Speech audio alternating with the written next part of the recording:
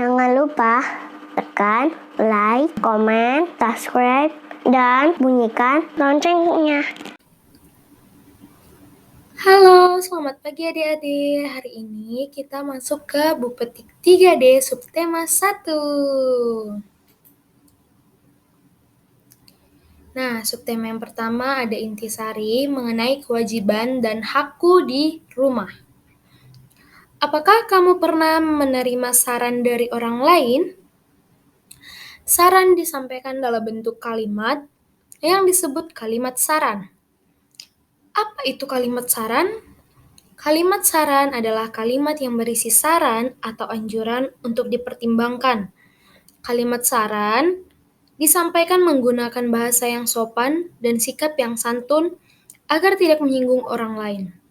Kalimat saran dapat disampaikan berdasarkan permasalahan yang ada dalam teks.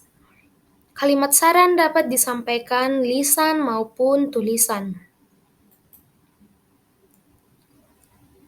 Kalimat saran biasanya diawali dengan kata-kata seperti sebaiknya, seharusnya, endaknya, alangkah baiknya, ataupun semestinya. Kalimat saran yang disampaikan secara tertulis diakhiri dengan tanda titik.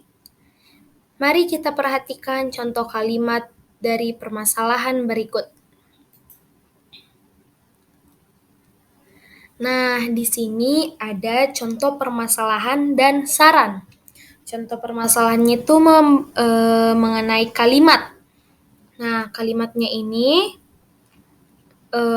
ada sebuah kalimat yang akan dibuat menjadi saran. Contohnya seperti permasalahan yang pertama. Tanaman Fitri banyak yang mati karena tidak pernah disiram air dan diberi pupuk.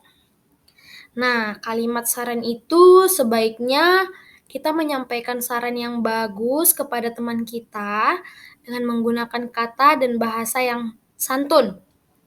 Nah, saran yang tepat untuk kalimat permasalahan pertama yaitu sebaiknya Fitri menyiram dan memberi pupuk tanamannya secara teratur. Kenapa? Karena kalimat saran mengandung kata seperti kata sebaiknya. Nah, di sini kan sudah tertera kata sebaiknya. Sebaiknya Fitri menyiram dan memberi pupuk tanamannya secara teratur. Nah, kalimat saran tersebut termasuk kalimat yang menggunakan kata-kata yang sopan dan bahasa yang santun. Nah, kemudian permasalahan yang kedua yaitu hari ini Ferdi bangun kesiangan. Nah, kalimat saran yang tepat untuk itu adalah sebaiknya Ferdi tidur lebih awal sehingga bangun tidak kesiangan. Kata sebaiknya itu termasuk kalimat atau kata saran yang bagus. Nah, kita lanjut. Nah, di sini ada latihan. Berilah tanda centang pada pernyataan yang merupakan kalimat saran. Nah, mana sih yang termasuk kalimat saran dalam pernyataan berikut ini? Sebaiknya kamu menjaga kebersihan dan kerapihan kamarmu. Sebaiknya kamu menjaga kebersihan dan kerapihan kamarmu. Apakah pernyataan A termasuk saran? Iya, betul. Termasuk saran karena kalimatnya mengandung kata sebaiknya. Berarti centang. Nah, kemudian seharusnya kamu membantu ibumu membersihkan rumah. Apakah ini termasuk kalimat saran juga? Iya, betul. Ini juga termasuk kalimat saran karena mengandung kata seharusnya. Kata seharusnya itu adalah kata saran, menyampaikan saran dengan kata yang sopan. Berarti di sini adalah centang. Nah, Ayu adalah anak yang patuh kepada orang tua. Apakah itu termasuk kalimat saran? Tidak, karena Ayu adalah anak yang patuh kepada orang tua. Kalimat bagian C ini tidak mengandung kata saran seperti A dan B. Tidak ada kata sebaiknya, tidak ada kata seharusnya, dan tidak ada kata yang mengandung unsur kata saran. Nah, berarti di sini centang atau silang? Iya, di sini silang. Kemudian, terima kasih telah membantuku membersihkan tempat ini. Apakah ini termasuk kalimat saran? Iya, tidak. Ini tidak termasuk kalimat saran. Seperti contoh pada bagian C, tidak mengandung kata atau unsur yang termasuk kata dari kalimat saran. Tidak ada kata sebaiknya, seharusnya, alangkah baiknya. Berarti di sini adalah silang. Nah, kalimat bagian E. Alangkah baiknya jika taman disiram setiap hari. Alangkah baiknya jika taman disiram tiap hari. Di sini dia termasuk kalimat saran tidak ya? Ayo yang tahu. Nah, di sini yang bagian E ini yang bagian E ini adalah termasuk kalimat saran karena mengandung kata alangkah baiknya. Nah, alangkah baiknya ini adalah kata saran yang menggunakan bahasa yang sopan dan santun. Berarti di sini silang atau centang?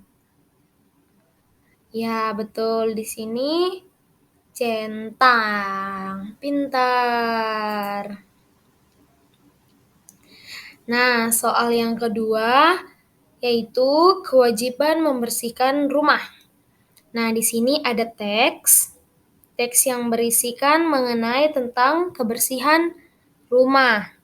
Kebersihan rumah harus dijaga. Hal itu penting dilakukan agar rumah tidak menjadi sarang penyakit. Rumah yang kotor dapat menjadi tempat atau sarang penyakit untuk berkembang biak. Akibatnya, penghuni rumah dapat dengan mudah terkena berbagai penyakit. Menjaga kebersihan rumah merupakan tanggung jawab sebuah anggota keluarga. Kewajiban tersebut harus dijalankan dengan senang hati. Jika kewajiban dijalankan dengan baik, kita akan memperoleh hak untuk menikmati rumah dengan suasana yang nyaman. Nah, mari kita mengerjakan soal berikut. Dari teks tersebut, dari teks yang sudah kita baca, apa masalah dalam cerita tersebut? Ayo, coba dibaca-baca lagi. Apa masalah dalam cerita tersebut? Oke, masalahnya yaitu dalam cerita tersebut adalah rumah yang kotor adalah tempat bibit penyakit untuk berkembang biak. Masalah dalam cerita tersebut yaitu rumah yang kotor adalah tempat bibit penyakit untuk berkembang biak. Selanjutnya kita lihat bagian B. Bagaimana mengatasi masalah dalam cerita tersebut? Nah, caranya itu kita membuat sebuah kalimat dalam bentuk kalimat saran. Ingat, kalimat saran itu mengandung kata-kata yang sopan dan santun, yang tidak menyinggung orang lain. Kata-kata saran itu seperti sebaiknya, seharusnya, hendaknya, alangkah baiknya, atau semestinya. Nah, jadi kalimat yang cocok yaitu, ayo, ada yang tahu?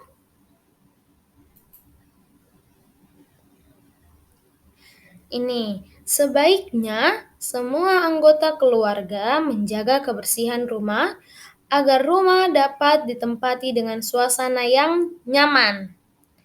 Kata sebaiknya ini adalah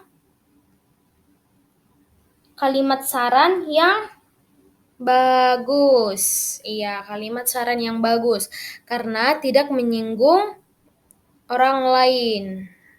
Oke, selanjutnya kita masuk ke matematika.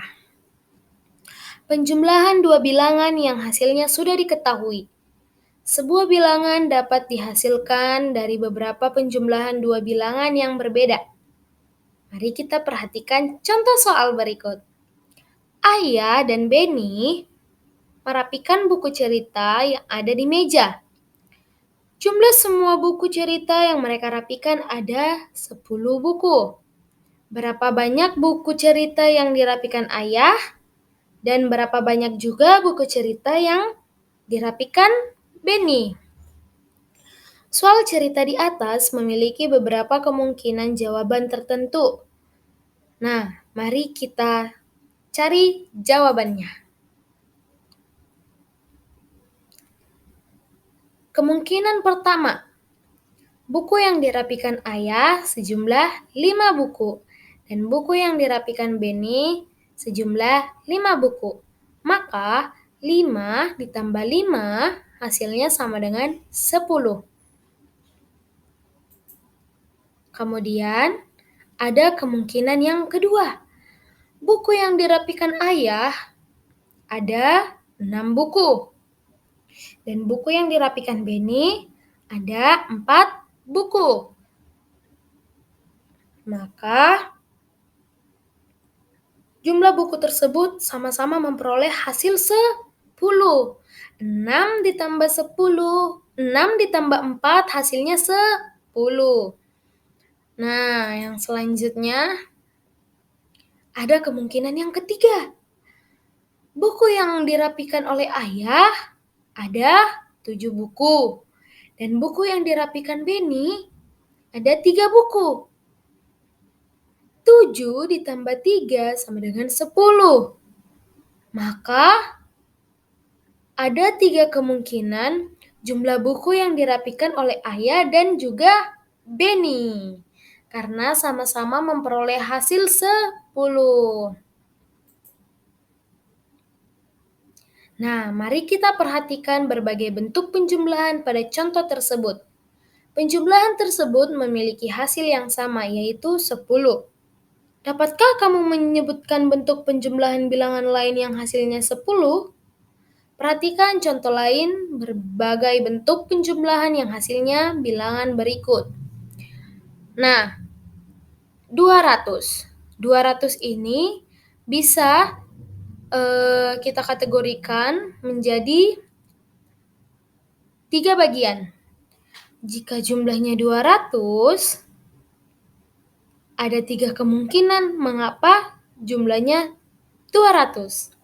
Kemungkinan yang pertama yaitu 100 ditambah 100 hasilnya sama dengan 200. 150 ditambah 50 hasilnya juga 200. 125 ditambah 75 hasilnya 200. Kemudian 500 juga memiliki 3 kemungkinan untuk memperoleh hasil yang sama. Nah, kemungkinan yang pertama adalah 200 ditambah 300 sama dengan 500. 250 ditambah 250 hasilnya 500. Dan 400 ditambah 100 hasilnya juga 500. Nah, mari kita mengerjakan latihan. Warnailah penjumlahan yang hasilnya adalah bilangan di sebelah kiri. Bilangan di sebelah kiri maksudnya yaitu 100, 180, 340, dan 500. Nah, ayo yang punya stabilo atau pensil warna bisa mewarnai bukunya ya. Mewarnai jawaban yang tepat. Jika hasil penjumlahannya sama seperti bilangan di sebelah kiri. Nah, mari kita lihat. 20 ditambah 70, apakah hasilnya 100? Ya, hasilnya tidak 100 karena hasilnya itu adalah 90. Maka 20 ditambah 70 tidak perlu diberi warna. 40 ditambah 60, apakah hasilnya 100? Iya, betul. Hasilnya 100. Silahkan kalian mengambil pensil warna atau stabilo kalian untuk mewarnai jawaban yang tepat. 20 ditambah 90, apakah hasilnya 100? Iya, hasilnya itu adalah 110. Jadi kita tidak perlu mewarnai 20 ditambah 90. 50 ditambah 50, apakah hasilnya 100, anak-anak? Iya, benar. Hasilnya 100. Maka 50 ditambah 50 perlu diberikan warna. Kemudian 180. 90 ditambah 80, apakah hasilnya 180? Tentu tidak. Berarti kita tidak perlu memberikan warna kepada 90 ditambah 80. 90 ditambah 80 berapa sih? Iya, hasilnya 170. 90 ditambah 100, apakah hasilnya 180? Ya, tidak juga, karena 100 ditambah 90 hasilnya adalah 190. 40 ditambah 140, apakah hasilnya 180? Nah, benar. Jadi kita memberikan warna pada 40 ditambah 140. Kemudian 80 ditambah 100. Hasilnya 180. Maka kita memberikan warna karena jawabannya benar. Nah, selanjutnya 340 memiliki 4 jawaban, tetapi jawabannya ini belum tentu benar semua. Mari kita lihat. 110 ditambah 130. Apakah hasilnya 340? Ayo yang tahu. Iya, jawabannya salah. Karena 110 ditambah 130 hasilnya 240. Nah, 140 ditambah 200 hasilnya berapa? Iya, benar. Hasilnya 340. Maka kita akan memberikan warna. Kemudian 250 ditambah 80 hasilnya 330. Nah, tidak sesuai ya, berarti tidak perlu diberi warna. Nah, 210 ditambah 130 hasilnya 340. Maka kita memberikan warna. Kemudian ada 500. 200 ditambah 200, apakah hasilnya 500? Tidak, hasilnya adalah 400. Maka kita tidak perlu memberikan warna. 220 ditambah 280 hasilnya berapa? Ayo yang tahu. Apakah dia 500? Apakah kita akan memberikan warna atau tidak? Iya, betul. Tidak perlu menghitung, eee, menghitung-hitungnya lagi dengan yang lain karena sudah jelas 220 ditambah 280 hasilnya 500, maka kita akan memberikan warna pada si angka 220 dan 280. Kemudian ada 360 ditambah 140, apakah hasilnya 500? Iya, betul. Berarti kita akan memberikan warna kepada angka tersebut. Nah, 150 ditambah 450, apakah hasilnya 500? Tidak dong, berarti kita tidak perlu memberikan warna. 150 ditambah 450 hasilnya 600. Kemudian, nih, isilah kotak kosong berikut dengan bilangan yang tepat. 400, 230 ditambah berapa hasilnya? 400. Ditambah 170. Kemudian 170 ditambah berapa biar hasilnya 400? 230. 595 ditambah 595 berarti 225 ditambah berapa biar hasilnya 595? 370. Kemudian titik-titik ditambah 170 biar hasilnya 595 adalah 425. Kemudian 880 ditambah 550, 880 memperoleh hasil 550 ditambah 330 berarti hasilnya adalah 880. Kemudian 260 ditambah 620 biar menghasilkan 880. 510 ditambah berapa biar hasilnya 900? Iya, 390. Nah, yang terakhir, 250 ditambah berapa biar hasilnya 900?